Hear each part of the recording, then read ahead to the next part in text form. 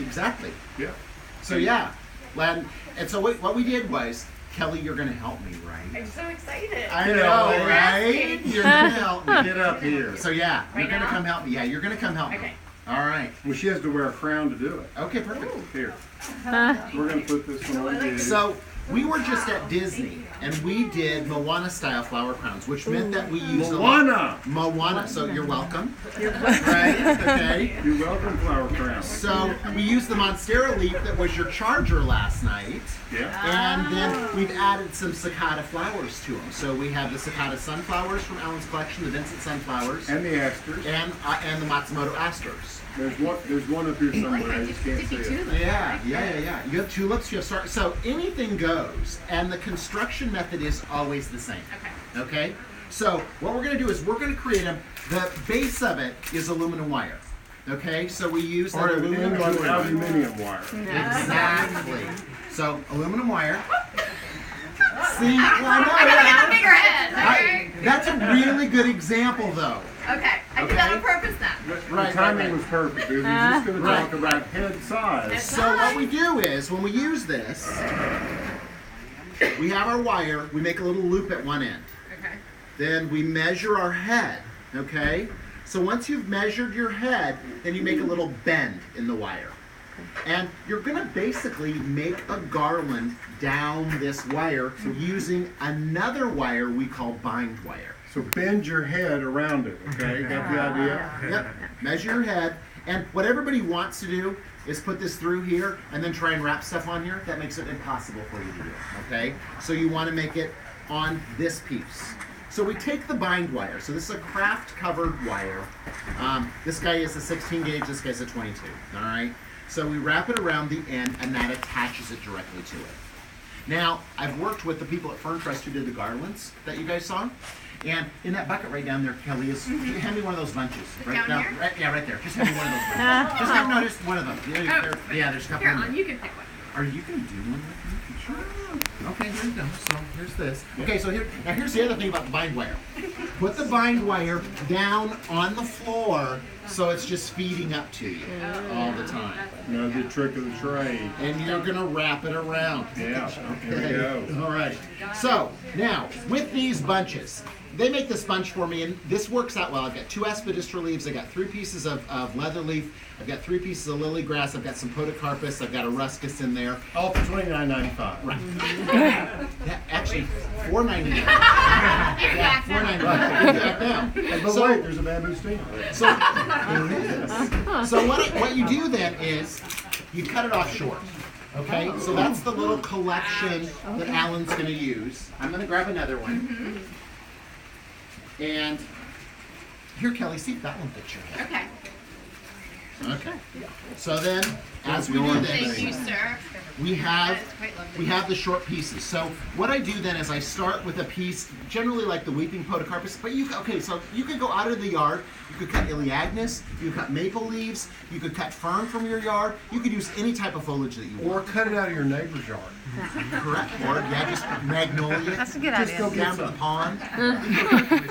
Okay, so then what we're going to do is we're going to wrap this. And again, really key to have that sitting on your side because you're going to wrap down towards that end away from you. So what's going to happen is every time you're wrapping around, you're going to wrap in a circle. And you're just going to attach everything exactly the same way. And people want to change directions, they want to lay them on top, they want to start What are they thinking? Just always do it the same way.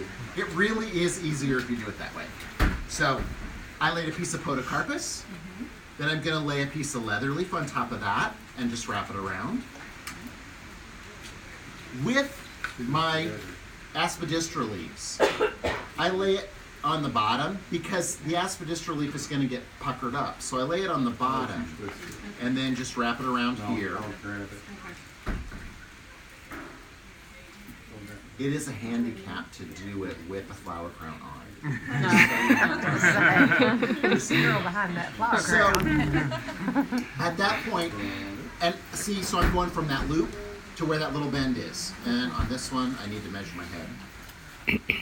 So we know where my head fits, which is that bend right there. So I'm going from the bend that direction. I'm always headed that way. I'm never going to deviate. I'm never going to go back the other direction. I'm always headed that way. And we're doing all greens to start out? We're going to add our flowers as we Right, go. but you start with the base of the green? So I started with 3 of those because the other thing about this is when we put it together, that's going to be the back. Okay? And so if I want an accent in the middle, it needs to go here. If I want it to be the full length, I would start adding flowers along with this. So if I wanted to start, I would add the podocarpus and then a flower, another piece of greenery, then a flower, another piece of greenery, then a flower, to come up with the ones like they have on. Okay? So once I've added those 3, now's the time for me to bring in that monstera leaf. Monstera. Which used to, Monstera. and they grew this way to prevent the wind from ripping apart their leaves, right? They did. Yeah. Okay. Evolutionary. I heard that they were also Intelligence. used as masks. Is that true? Yeah. So, Barbara, back me up here. Yes. really, Yep. thank you. Awesome. Okay. I'm wiring Alan's shoes over She's these so two. wise. I always ask her. Yeah. So now I've got that. Okay. Then Okay. I'm going to add one more piece of foliage on top of that to give me a little bit of stability. And then that's when my Vincent sunflower comes in. Okay, so my Vincent sunflower is going to go there. If I wanted to add a few of the little Matsumoto asters, they can go there. So you can do this with just one flower. When we did it at Disney, we just had one flower for people. So it was an accent, like a hibiscus, but hibiscus isn't going to last, so this works well. Okay, yeah. How many did you do when you were in Disney? So 763. we did 600. Wow. And who was wearing? Good guess. So the guests made them themselves. Oh, how fun. So the guests did this little project with me. So, and when you're doing it, you guys are all smart influencers, great bloggers, wonderful people. We had to do it much slower. Step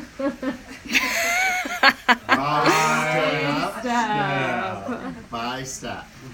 Okay, so when you work with those, all right. So then you just come back in and continue to add your foliage. Your goal is, now, so what I did was, I wanted you guys to have some activity with it and not just show you. So we have flower crowns that are made, you need to measure them to your head.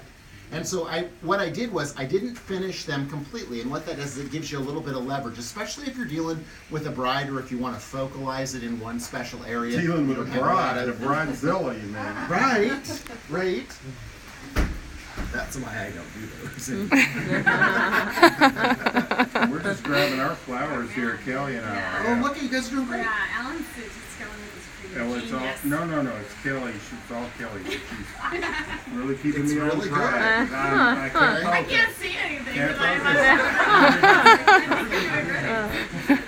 Because So when I get it to this point, and this is kind of how you finish it up. Now you'll notice I can flip it around the other direction, but here's where I want to make sure that I continue to go the same way with my wrapping. Because if I go backwards, I'm going to unwind the whole thing. And that's a common mistake. That would be what we call a Lucy and Ethel moment. Correct. Where it would just fall apart. So then you just continue to wrap this till you get down to that point. Uh-huh. So you're going to come down to a diminishing point, and then you're going to trim away that wire. Then we go back to where that little loop is. So we come back and find the little loop, which is up here. We go through it with that. So it's going through the loop like that. You all see? Okay. Then over the top. When I started doing this, Alan said, "You need to own the flower crown thing, Jay." You did? So I know. Hey, Yeah. So we go, yeah, everywhere we go, we do flower crowns. So then, if it's on your head, Ah, cute. and so then you got it, so it's easy. So now you each have a garland on this table. So you're going to pick it up, you're going to fit it to your head, and tie it off so that you have one you can wear. Okay? So I will show you what you're going to do with it. You're going to grab one, and each one of these have the Matsumoto asters and the little Vincent sunflowers. You're going to look for your little loop at the end, and you're gonna look here, and you're gonna measure it around your head where you want it to sit, right? Okay? Then this goes through there, through the little hole, in the size that you want it to be. You wrap the end around it so it doesn't poke you in the head. Oh yeah. And then you put it on your head. So this one's smaller. For somebody who has a smaller head, it's not a big head. But yeah, a little small. So then, and whatever you want to do with it. So yeah, it looks like that. Okay. So each one of you grab one. You're going to make because we're all going to take a family picture in front of ours with our flower crown on. Hey.